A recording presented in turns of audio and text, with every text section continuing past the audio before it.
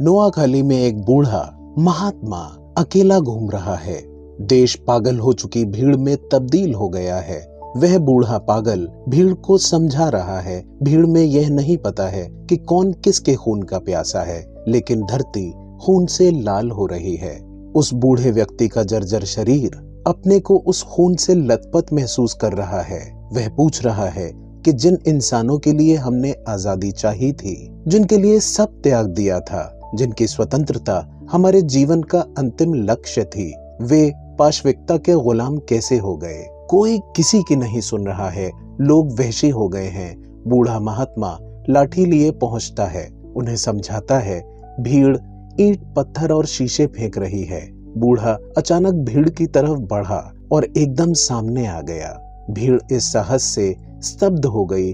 बूढ़े ने कहा, मैं अपने जीवन के अंतिम पड़ाव पर हूँ। अगर आप अपने होश हवास खो बैठे हैं तो यह देखने के लिए मैं जिंदा नहीं रहना चाहता हूँ। भीड़ शांत हो गई। दिल्ली में आजादी का जश्न चल रहा था, लेकिन देश के कई हिस्सों में हिंसा हो रही थी। बूढ़ा अकेले नोआखाली की पगडंडियों, गलियों, कूचों, सड़कों पर लोगों से मनुष्य बने रहने की मांग कर रहा था। यह सिलसिला यही नहीं रुका। नोआखाली से कलकत्ता, कलकत्ता से बिहार, बिहार से दिल्ली, दिल्ली से पंजाब, पंजाब से दिल्ली, वह महात्मा अकेला बदहवास भाग रहा था। नेहरू, पटेल, माउंटबेटन सब हथियार डाल चुके थे।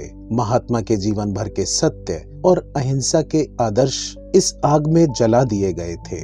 जिन्ना दूर से इस धधकती आग में अपना हाथ सेक रहे थे। महात्मा अनवरत सफर में था। वह गाड़ी रोककर सड़क पर उतरता, ईश्वर से प्रार्थना करता कि प्रभु हमारे देश को बचा लीजिए, और फिर आगे बढ़ जाता। खून खराबे की निराशा के बीच एक उम्मीद की किरण फिर भी थी कि लोगों की आत्मा जाग सकती है। वह महात्मा दिल्ली में हिंसक जानवरों को रोकने के लिए अनशन पर बैठ गया। जो लोग इंसानों का खून बहाने में सबसे आगे थे, अब वे महात्मा के ही खून के प्यासे हो गए। 6 हमलों के बाद अंततः उन्हें सफलता मिल भी गई, और घृणास्पद लोग ऐसे ही कायर होते हैं। एक निहत्थे बूढ़े को मारने के लिए उन्हें भागीरथ प्रयास करना पड़ा। महात्मा का अशक्त और अकेला शरीर मर गया। भारत से लेकर पाकिस्तान तक स्तब्धता छा गई, लेकिन असली चमत्कार उसके बाद हुआ। महात्मा अमर हो गया। जिस पाकिस्तान का बहाना लेकर महात्मा को मारा गया, वह पाकिस्तान भी रो पड़ा, और हिंदुस्तान के पगलाए लोग भी। दंगे शांत हो गए। दुनिया एक सुर में बोल पड़ी, ये किसी शरीर की क्षति नहीं है, यह तो मानवता की क्षति है। हत्यारे सुन्न हो गए कि हमने जिसे मारा वह अमर कैसे हो गया। हिंसा और घृणा मनुष्य को मानवता की समझ से बहुत दूर कर देती है। इसलिए महात्मा उनके लिए आज भी अनसुलझी पहेली हैं।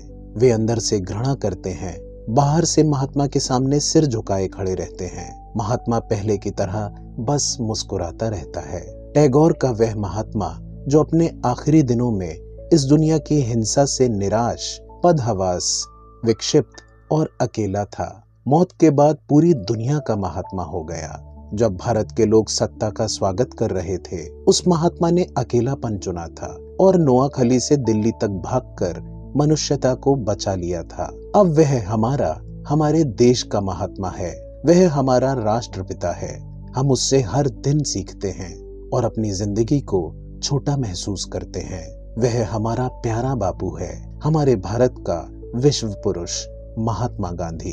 गांधी की हत्या पर मिठाइयां बांटने वाले नरपिशाच आज दुनिया में कहीं भी चले जाएं, गांधी वहां पहले से मौजूद रहता है। हिंसा के नायकों की छाती पर मूंग दलते हुए भारत के प्रतिनिधि पुरुष के रूप में गांधी मानवता का नाम है।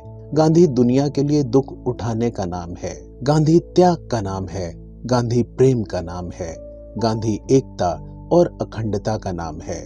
गांधी मानव जीवन के मूल्यों का नाम है। आज जो इन मूल्यों पर हमला कर रहे हैं, वे एक दिन फिर से हार जाएंगे।